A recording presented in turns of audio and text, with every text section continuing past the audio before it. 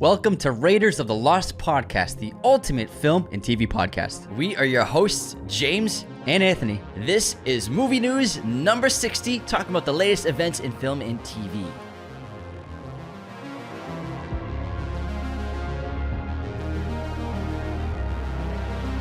All right. Hello, movie friends. Happy to be back. Hope you all had a wonderful week. Now, let's get into what happened in the film and TV world this past weekend. Let's start with the box office numbers for this weekend. Yeah, so Bullet Train on its second weekend pulled $12 million, which is pretty decent. It's up to $73 million global. They're hoping to hit $100 million to make that a profitable film. Bodies got its wider release this weekend. It pulled $3 million, which is pretty solid for a small independent film like that. Fall opened to 1,400 theaters. It's expected to make $1 to $2 million. It's also streaming at the same time.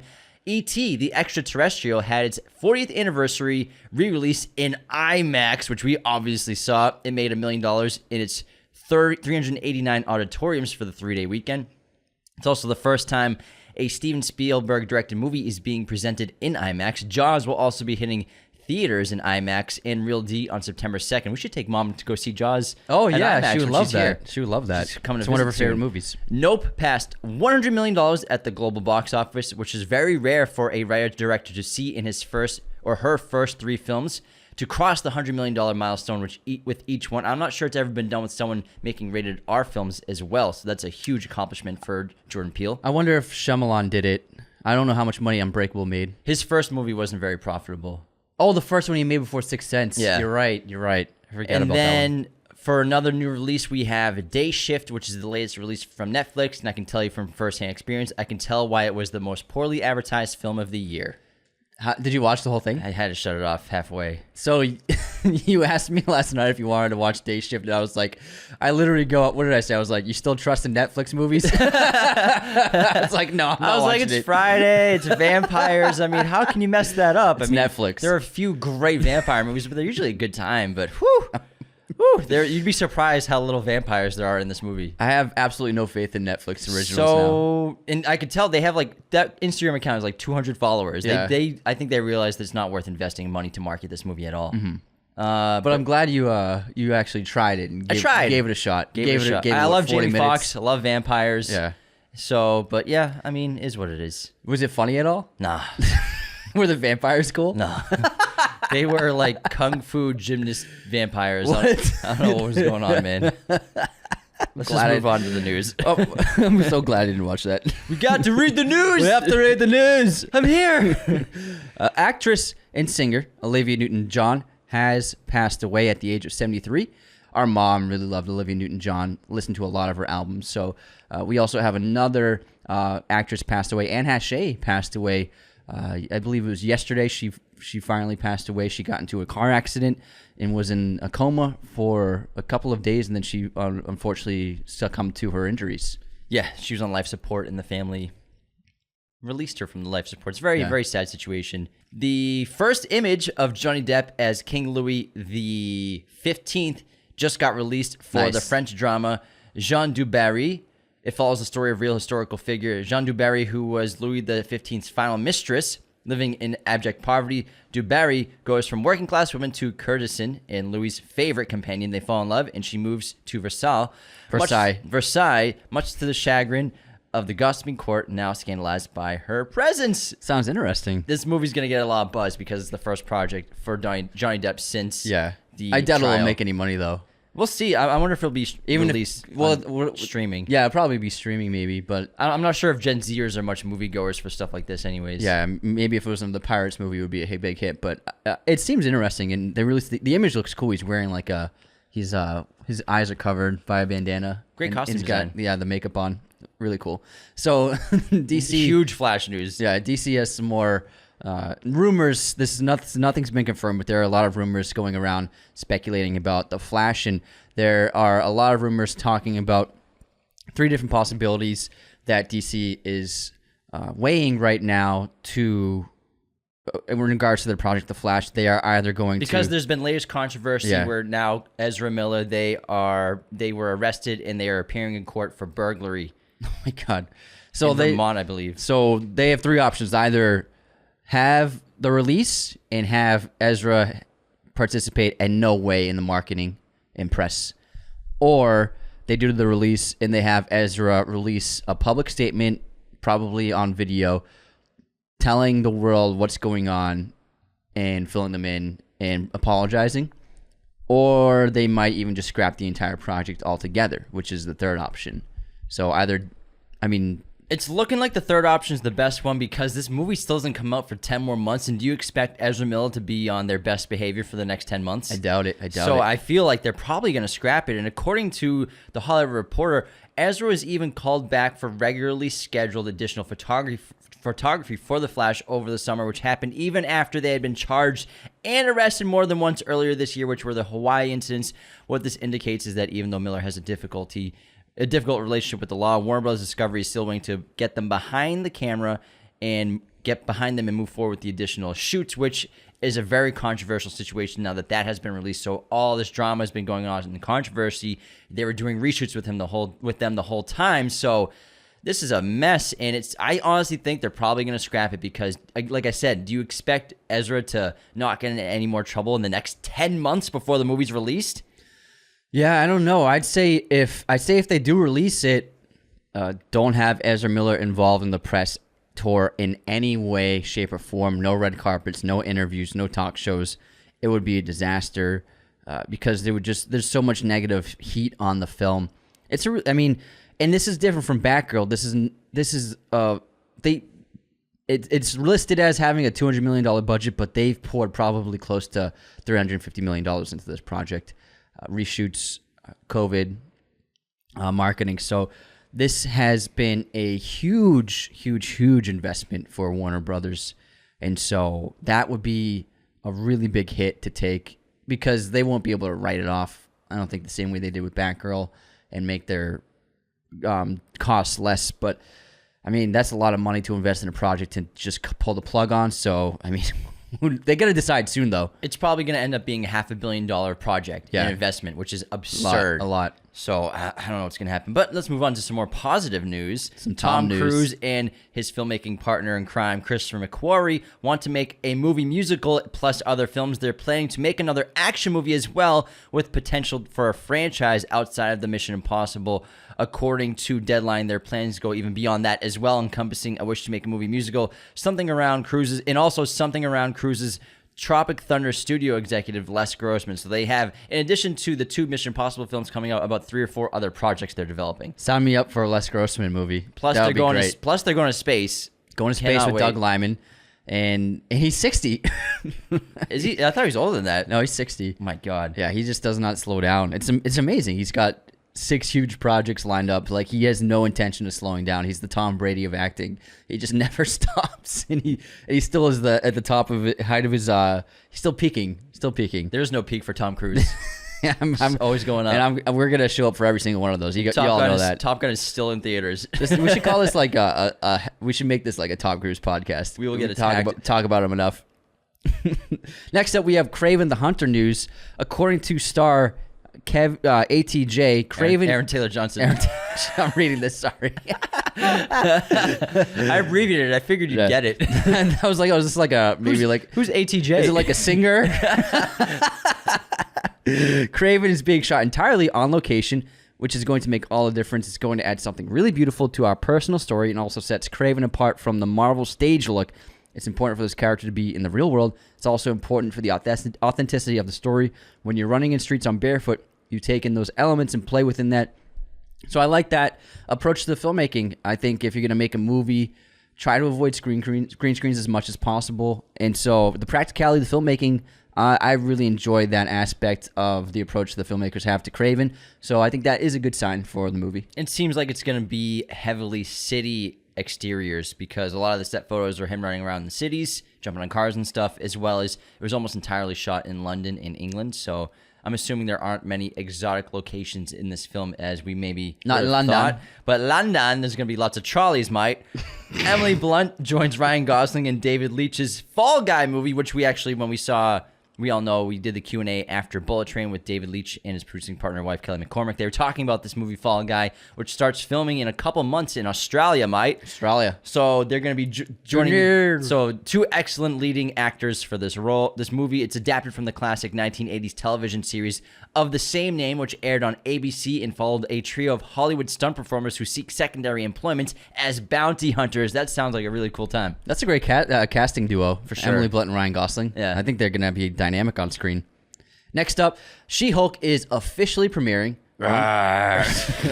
on Disney Plus on August 18th. So all you Marvel fans, August 18th is the day, and it has been confirmed that not only Daredevil will be appearing in the show, but Captain America will also be making a cameo appearance. Thomas Jane recently was interviewed and was talking about how Punisher, his film, almost got a sequel, and they were trying to shop the idea to different directors, but the studios and writers and filmmakers could never really get the project going. And there's potential of Rob Zombie making the sequel, and the details were eventually scrapped with Marvel at the helm of the film. Unfortunately, this movie, the original Punisher, it's a cool movie. It was ahead of its time for sure. Yeah, I liked it a lot. It was before the superhero craze, and that movie was epic. Travolta's death in that, Yeah, oh man, so good. Great. So I think Thomas Jane did a great job as he Punisher. did. He was a perfect Punisher. Yeah. It's a tough character, especially We watched it a lot. those early adaptations. It was on TV a lot. With the butterfly knife. There were not that many superhero movies coming out. You know, there's like Daredevil, Punisher, Spider-Man. Yeah, studios oftentimes they're going towards rated R comic book Batman, movies because like Blade was a franchise, and so I think in Spawn. So I think studios didn't realize the potential that the PG-13 kid-friendly superheroes had, and so they were always going for the hard-nosed, hard R movies like Punisher and those other ones because I think they thought that it would play better and kids wouldn't show up to see the other superheroes. So it's interesting to see how they realized once we started making PG-13 superhero movies, we were making bank. I think they saw The Dark Knight and Dark Knight Rises. And Spider-Man. Yeah. Yeah, the Spider-Man sure. trilogy for sure.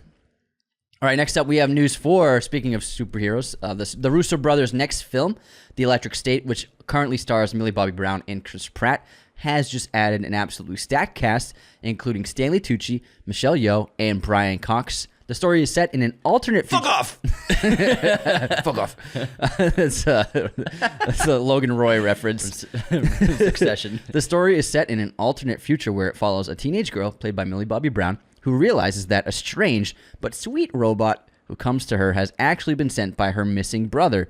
She and the robot set out to find the brother in an imaginative world of humans mixing with all manner of robots, uncovering a grand conspiracy in the process. This will also, just like The Gray Man, be a Netflix release. And we can assume a lot of these characters will be computer generated, which should be pretty cool. So lots of great voice acting going on. I wonder if they'll be doing mocap as well.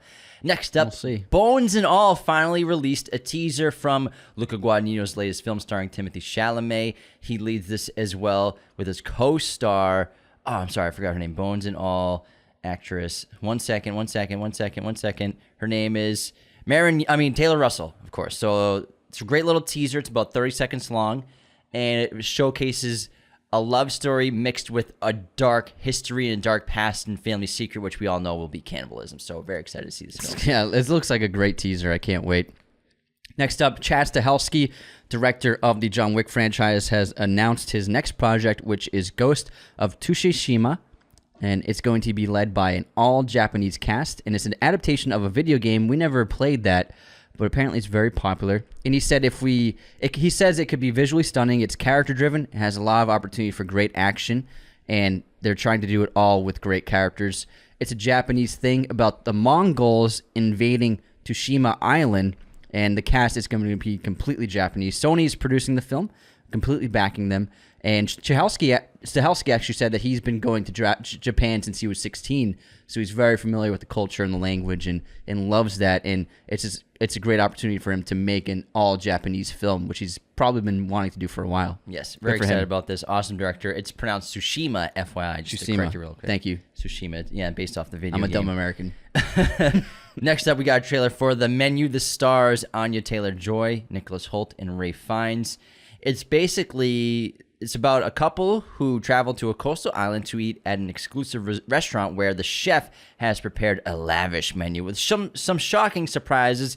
It looks basically like, when you watch the trailer, this intense and dark culinary movie in film, as well as the most dangerous game mixed in as well. It looks like a lot of fun. Looks cool. And I mean, sign me up, Ray Fiennes. I'm down. As a villain? I'll be there. It's pretty dark. Next up, we have a Pac-Man movie. Pac-Man Origins is currently in development. One of the writers of Sonic has come up with a great pitch and concept for a live-action Pac-Man, not animated, which is pretty intriguing. So we'll keep an eye out for that. But for all you Pac-Man fans, get ready. It's coming. We've all been dying for this. Finally. Gonna be eating some ghosts. Pac-Man's like a train conductor. Finally. Out on his luck. Origins. Alcoholic. Divorced. Eternals 2. I get the kids every other weekend. Eternals 2. I Want the Ghosts is happening with Chloe Zhao returning as director, according to Patton Oswalt. So, Marvel fans, expect a great sequel to the original Eternals coming soon. Also, there's a new Coen Brothers project, although it's not the brothers anymore. It's Ethan Coen, just like Joel made Macbeth. Ethan is currently making his first solo film without his brother. The plot has not yet been confirmed, although it was reported that Ethan Coen's film would follow a lesbian road trip. So looking forward to seeing him collaborating with those talented actors. Margaret Qualley is currently on fire right now. And the film has no title either. No title. Macbeth was so different, Tragedy of Macbeth, from anything they had done. I'm curious to see what Ethan does on his own. True, it was. But that was pretty different because it's a Shakespearean play adaptation, So it's not like one of their quirky original comics. So they're just quirky directors? Not just quirky, but that's kind of like their style. We try and say, man. Quirky, serious, great guys. It's different than anything they've ever done. Yeah. Yeah. But it's different adaptation of a Yeah, but you can make it look like they usually do. True. Anyways, Brie Larson and Louis Pullman, who's also been on fire. He plays Bob in Top Gun. He's got a lot of castings lately. Oh yeah, he was in Outer Range. Yeah, he's in Outer Range, but he's also in something else that was pretty big this year. I can't remember if you want to look it up for me, but there was something big he was in. He's going to lead Salem's Lot, the vampire movie from cool. Stephen King. Good for him. So he's getting a ton of work. He's great in all those shows. He's a very good actor, and Top Gun. So he will be starring alongside Brie Larson in Lessons in Chemistry, which is based on the novel of the same name by Bonnie Garmus, which centers on a woman in 1950s with aspirations of becoming a scientist in a male-dominated world. She works at a lab as the assistant to a decorated scientist, played by Pullman, Calvin Evans, with whom she shares some serious chemistry with. Ooh. However, her dreams are put on hold as she finds herself pregnant, alone, and fired from her lab, leaving her with only the ingenuity of a single mother, when she takes a job at a television cooking show host. She seeks to teach the underappreciated housewives of the world more than just recipes and to hopefully make a return to her true love of science. I believe this will be Apple TV as well. Sounds wonderful. And Brie Larson's also producing it. Next up, we have some District 9 news. Charlton Copley, the lead actor of District 9, revealed that a sequel is still in development and they may possibly start filming early next year. So if that happens, I will be there. It's a great movie. Man, we've been waiting for a sequel for that for a long time. Was that 2009 when it came out? Yeah, 2009. Jeez Louise. Great call. Hopefully. Ridley Scott, his series Sinking Spring is getting a series order at Apple TV+. The series stars Brian Tyree Henry, who was just in Bullet Train. And Sinking Spring will tell the story of two lifelong best friends from Philadelphia who pose as DEA agents in order to rob a country house. But when they attempt the scheme, the small-scale grift will quickly become a matter of life and death as the two friends will soon unravel and reveal one of the biggest narcotics corridors in the East Coast. This series is based on the book called Dope Thief by Dennis Tafoya. Sounds like a really fun, interesting concept. Sounds great. So yeah. I would definitely be willing to check that out on Apple TV. They've been making some great television series that we all know. I mean, people really like The Morning Show. I haven't seen it, but I love Severance. So I'll check out anything that Ridley's involved with as well. And congrats to Henry on a leading role. Booming career right now. He's killing it. He's terrific in Bullet I forgot he was in Eternals as well. Yeah. All right, that wraps movie news number 60. 60. Thanks for tuning into this episode of Razor Lost Podcast. This week in episodes, we have on Monday, E.T. the Extraterrestrial. We are finally doing it. Yeah. Solo movie on a Spielberg film, which we haven't done many of. Elliot. Ouch. Phone home. E.T. phone home. And then Thursday, we have... What are we doing Thursday? You're editing it. I already edited it, and it is House of the Dragon. House of the Dragon. We're doing a preview of the series, which is it's almost dropping next Sunday. Yeah. It'll be or Severance. No. Severance. Yeah, it's Severance. Is it Severance? Yeah, I'm sorry. Severance first. Severance first, then House of the Dragon the think. following Monday. Yeah, because then Star Wars is before that. Yeah. And then we've been doing Star Wars solo films. So yeah, we got Severance on Thursday, which should be a lot of fun with our friends from Waving the Red Flag podcast. Thanks for tuning in. Stay tuned for these episodes this week. We'll also do a mini review on The Terminal List, probably Tuesday. So check that out as well. Take care, y'all. Thank you for watching Raiders of the Lost podcast. Be sure to hit that subscribe button, hit the like button as well, notifications for sure. Listen to the show on Apple Podcasts, Spotify, everywhere you can listen to podcasts. And be sure to check out this other content we have on our YouTube channel.